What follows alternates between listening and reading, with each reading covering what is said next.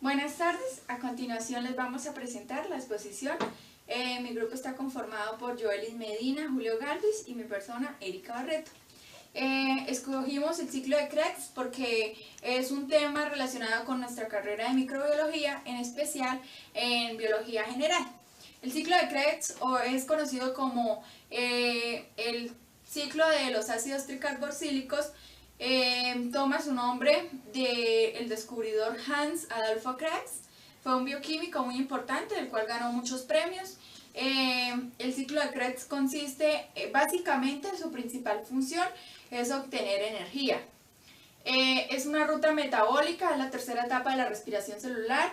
El proceso de reproducción de energía en las células forma parte de la respiración aerobia, es decir, en la presencia de oxígeno, aerobia, presencia de oxígeno, y se desarrolla entre los procesos de glucólisis y cadena respiratoria. Su fin es la obtención de NAD, como lo podemos ver por acá, NAD convertido a NADH, que es una molécula con poder reproductor que se utiliza para la producción de ATP. ATP es energía. La transformación del piruvato en acetilcoenzima A mediante la descarboxilación oxidativa. Eso lo va a explicar mi compañera Joelis al inicio, de que en la glucólisis obtenemos dos piruvatos y los dos piruvatos llegan al ciclo de Krebs para comenzar a iniciarlo.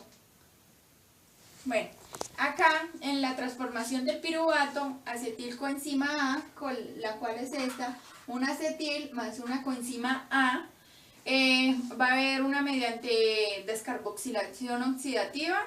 El piruvato es un paso anterior al propio ciclo de Krebs. Durante este se obtiene durante la glucólisis. En el citoplasma se produce piruvato, en el que pasa por una etapa de transición para convertirse en acetilcoenzima A. O sea, antes de llegar acá ocurre un proceso anterior en la glucólisis. El piruvato pasa al citoplasma, en las mitocondrias, donde el complejo enzimático del piruvático deshidrogenasa lo convierte en acetilcoenzima A. Esto ocurre mediante la eliminación de la molécula de CO2, carbono. Descarboxilación, que se le puede llamar acá. Acá, a continuación, cuando nos expliquen todo el ciclo, nos van a decir dónde ocurre cada descarboxilación, dónde sale un carbono. Esto ocurre mediante la eliminación de una molécula de carbono y la unión del resto de ácido cítrico, obtención de coenzima A por oxidación. La transformación del piruvato en acetilcoenzima A es de gran importancia, ya que une la glucólisis con el ciclo de Krebs. Hay que mencionar que la acetilcoenzima A que participan en este ciclo no proceden solamente de la glucólisis, sino también de la oxidación de los ácidos grasos, del catabolismo y de los aminoácidos. Resulta que el ciclo de Krebs es el ácido cítrico que une todas las rutas catabólicas de las sustancias que aportan energía para nuestro cuerpo. A continuación les voy a dar unos datos curiosos del ciclo de Krebs. Vamos a retomar de lo anterior dónde ocurre el ciclo de Krebs. Exactamente ocurre en la mitocondria, pero en la matriz mitocondrial. Algunos órganos donde se puede dar este ciclo de Krebs es en el corazón, el cerebro, el riñón y el hígado. Tenerlo presente para cuando nos pregunten en las clases. Otra cosa es ¿qué es una mitocondria? Una mitocondria es conocida como un orto energético, donde se produce energía. Todo este ciclo de la glucólisis y el acetilcoenzima A lo obtenemos nosotros para obtener energía. Es la energía que nos proporciona los alimentos. Bueno, buenas tardes. A continuación vamos a seguir con el tema del ciclo de Krebs. En general, el ciclo de Krebs consiste en la formación de citrato, una molécula de 6 átomos de carbono, mediante la reacción de la acetilcoenzima A con 2 carbonos, en el oxalacetato con 4 carbonos. y ahí a continuación el citrato sufre algunas transformaciones químicas hasta llegar a formar otra vez oxalacetato con 4 carbonos. La reducción del número de átomos de carbono a lo largo del ciclo ocurre porque el compuesto pierde 2 grupos carboxílicos como carbono. Respectivamente, en el paso 4 y 5, todos los pasos son catalizados por enzimas. A continuación les voy a decir las entradas y las salidas que este obtiene. En total, en el ciclo de Krebs entran una molécula de acetilcoenzima A y 3 moléculas de agua. Después de su transcurso obtenemos una molécula de acetilcoenzima A, 3 NAD, que lo podemos observar acá, una molécula de GTP, que es un aguanitrifosfato a partir del GDP con un grupo fosfato, una molécula de acetilcoenzima reducida. Los Na y el ubiquinol tienen un papel muy importante en la cadena de transporte de electrones para producir ATP como producto final de la respiración celular. Las enzimas que juegan un papel en el ciclo de Krebs y las reacciones que catalizan son las siguientes. La primera, la citrato sintetasa. Esta. Facilita la unión del oxalacetato con el resto acílico que lleva la coenzima A. Para ello se necesita adicionalmente una molécula de H2O y al final la coenzima A queda libre. En el paso 2 y 3 cataliza la producción del cis-aconitato quitando una molécula de H2O del citrato. Después se incorpora otra molécula de esta misma al aconitrato para formar un isonitrato. La cuarta, que es la azocitrato deshidrogenasa, que está por acá, oxida el isocitrato y reduce al mismo tiempo el NAD, produciendo NAD como producto intermedio de este paso, resulta el oxalazucinato. Este es el que se convierte en alfa-acetaglutarato mediante la descarboxilación. Resulta que el producto de este paso contiene 5 átomos de carbono en vez de 6. El grupo carboxílico se libera en forma de dióxido de carbono, es decir, de CO2. El paso quinto sería el alfa-acetaglutarato. Este es el que se une un coenzima A con la ayuda del alfa-acetoglutarato deshidrogenasa para formar succinil coenzima A. En este paso se libera otro CO2, lo que deja como producto 4 átomos de carbono. Además se genera un NAD. En el paso 6, durante la reacción 6, que es catalizada por un succinil coenzima A sintetasa, se genera el succinato y una molécula de GTP. Un compuesto rico en ¿qué es este? Este es un compuesto rico en energía, en donde la coenzima A queda libre para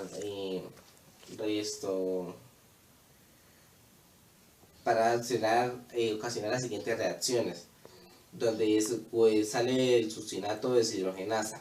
En este procede la oxidación del succinato formando alfumarato. En la misma reacción se obtiene 2-FAT, que a continuación se reduce el coenzima Q, que es el ubiquinona, generando ubiquinol. Seguidamente está la deshidratación del fumarato por la fumarasa, es donde se obtiene el malato.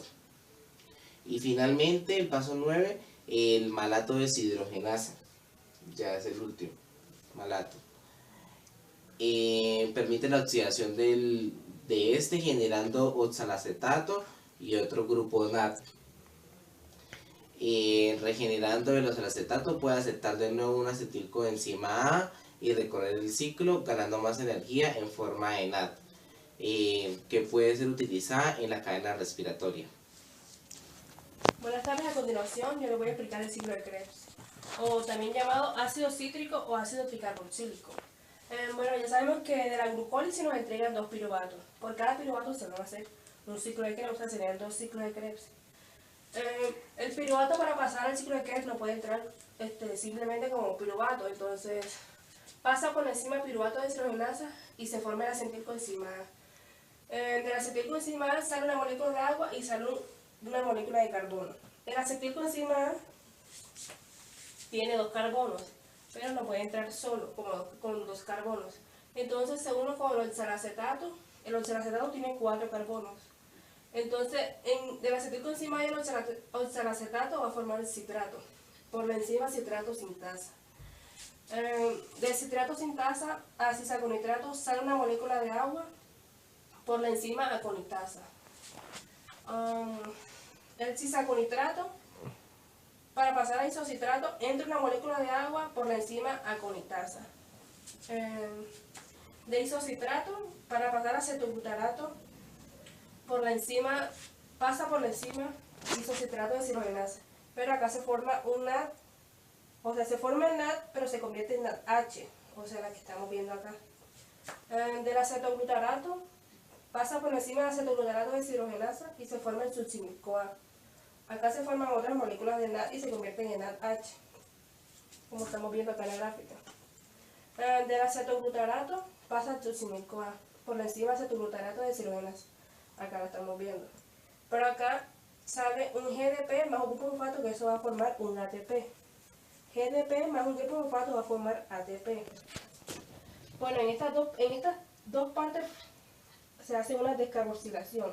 O sea, pasa de 6 carbonos a 5 carbonos y de 5 carbonos a 4 carbonos. O sea, sale una molécula de carbono.